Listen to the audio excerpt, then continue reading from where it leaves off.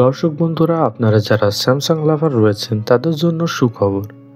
Samsung Galaxy S25 ultra এই ফোনটির first look এবং স্পেসিফিকেশন লিক হয়ে গিয়েছে।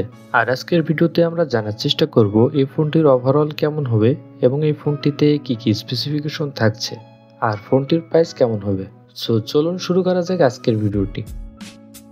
প্রথমে যদি ফোনটির ডিজাইন এবং বিল্ড কোয়ালিটি নিয়ে কথা বলি, তাহলে গতবারের স্যামসাং গ্যালাক্সি S24 আলট্রা এর চেয়ে ফোনটির ডিজাইন একটু আলাদা। ফোনটির ফ্রেম একেবারে ফ্ল্যাট আর ফোনটির থিকনেস করা হবে 8.2 মিলিমিটার এবং ওজন থাকছে 219 গ্রাম। ব্যাক সাইডে থাকছে গ্লাস এবং ফ্রেমে থাকছে টাইটেনিয়াম গ্রেড 5 এর। আর ফোনটির মার্কেটে বেশ কয়েকটি কালার ভেরিয়েন্টে পাওয়া যাবে: titanium black, titanium blue, titanium grey এবং টাইটেনিয়াম সিলভার। আর স্যামসাং এই ফোনটিতে IP68 রেটিং দিয়েছে, অর্থাৎ ফোনটিকে বলতে পারেন ওয়াটারপ্রুফ। তবে সিম কার্ডের পাশাপাশি মাইক্রো SD কার্ড ব্যবহারের সুযোগ সুবিধা পাচ্ছেন না।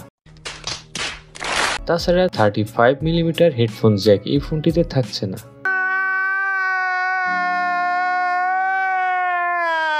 এছাড়া সব ধরনের পোর্টস অ্যান্ড বাটন এই ফোনটিতে পেয়ে যাচ্ছেন। সো ওভারঅল সবকিছু মিলে ফোনটির ডিজাইন ল্যাঙ্গুয়েজ আপনাদের কাছে কেমন লেগেছে?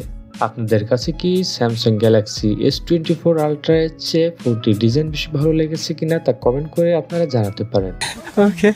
ডিসপ্লে নিয়ে কথা বলতে গেলে শোনা যাচ্ছে ফোনে থাকছে 6.8 ইঞ্চের একটি LTPO AMOLED 2X ডিসপ্লে, যার রেজলিউশন হিসেবে থাকছে 1440x3120 পিক্সেলস এবং ডিসপ্লেতে প্রোটেকশন হিসেবে থাকছে কর্নিং গরিলা গ্লাস এবং আরও থাকছে 120 হার্টজের রিফ্রেশ রেট এবং 2600 নিটস পিক ব্রাইটনেস।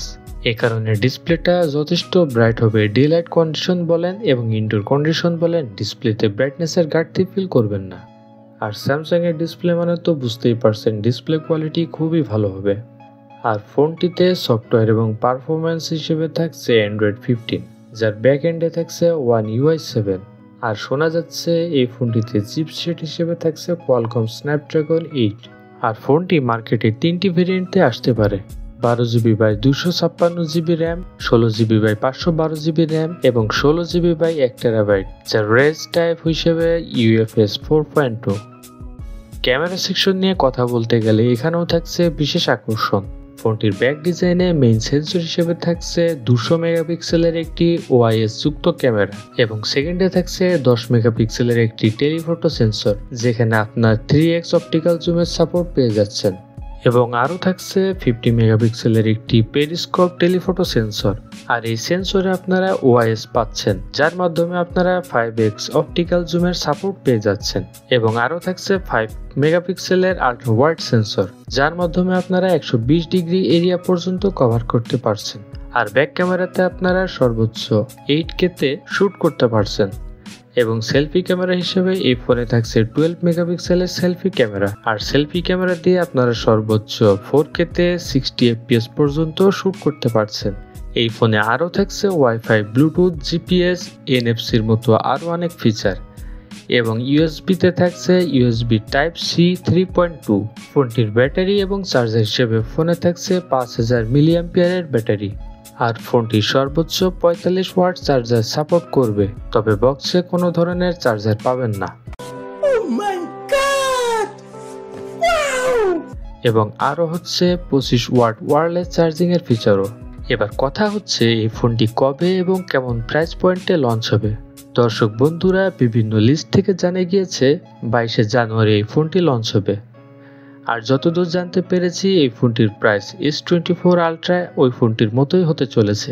সেম প্রাইজিংয়েই মোটামুটি লঞ্চ হবে বলে মনে করা হচ্ছে। এবার আসলে আমাদের দেখার পালা স্যামসাং এই ফোনটি কবে এবং কেমন প্রাইস রেঞ্জে লঞ্চ করে। সো দর্শক বন্ধুরা, এই ছিল আজকের ভিডিওটি আপনাদের কাছে কেমন লেগেছে তা কমেন্ট করে অবশ্যই জানাবেন। আর ভিডিওটি বন্ধুদের সাথে শেয়ার করবেন। সবাই অনেক ভালো থাকবেন, সুস্থ থাকবেন। খোদা হাফেজ।